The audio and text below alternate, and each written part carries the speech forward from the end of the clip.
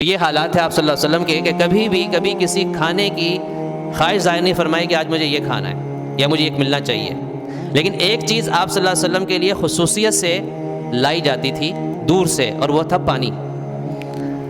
دور سے کنواں تھا، اس کنویں کا پانی آپ صلی اللہ علیہ وسلم نوش فرماتے تھے، اور وہ پانی باقاعدہ آپ منگاتے تھے۔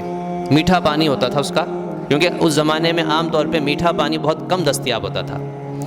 ایک کنواں تھا، اس کا نام تھا بیر روما، مسجد قبلتین ہے، اس سے کوئی 1 کلومیٹر کے فاصلے پر شمال کی جانب ہے۔ ابھی ایک عالم کا میں بیان سن رہا تھا، انہوں نے بتایا کہ وہاں سے 1 کلومیٹر کے فاصلے پر ہے، وہ آج بھی موجود ہے اور آج بھی اس کا پانی نکلتا ہے۔ پمپ لگے ہوئے ہیں اور وہ پمپ سے پانی نکالتے ہیں، نلکے سے لوگ پانی بھر لیتے ہیں۔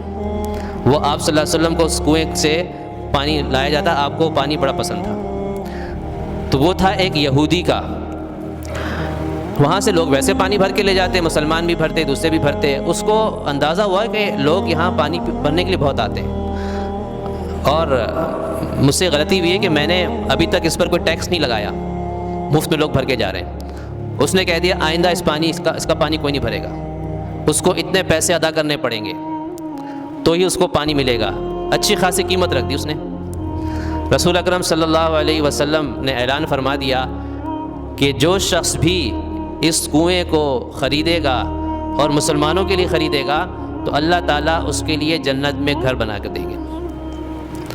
عثمان رضی اللہ عنہ آ گئے، یا رسول اللہ کیا اگر میں خریدتا ہوں تو میرے لیے بھی بشارت ہوگی؟ آپ نے فرمایا کہ ہاں تمہارے لیے بھی بشارت ہوگی، جو بھی خریدے گا اس کے لیے بشارت ہے، جنت میں اس کے لیے محل ہے۔ حضرت عثمان رضی اللہ عنہ اس یہودی کے پاس گئے اور اسے سودا طے کیا۔ یہودی نے کہا کہ بھائی اس کی اتنی قیمت ہوگی، اچھی خاصی قیمت لگائی، حالانکہ کنویں کی کیا قیمت ہوتی ہے، اور یہ بھی کہا کہ اس میں سے صرف میں آدھا کنواں بیچوں گا۔ تو نے کہا آدھا کنویں کا کیا مطلب ہے؟ مقصد یہ کہ درمیان میں کوئی دیوار ہو جائے گی؟ اس نے کہا ایسا نہیں ہے، مقصد یہ ہے کہ ایک دن آپ کے استعمال میں رہے گا، ایک دن میرے استعمال میں رہے گا۔ اور وہ آدھا کنواں کی قیمت بھی اس نے کئی گنا زیادہ بتائی۔ اس نے کہا کہ ایک دن آپ کماؤ، ایک دن میں کماؤں گا، بہترین بزنس ہے۔ عثمان رضی اللہ عنہ نے فرمایا کہ ٹھیک ہے میں خریدتا ہوں، اور انہوں نے اس کی منہ مانگی قیمت دے دی۔ اور کمانا کیا تھا ان کا؟ اللہ تعالیٰ کے ہاں آخرت میں اجر و ثواب۔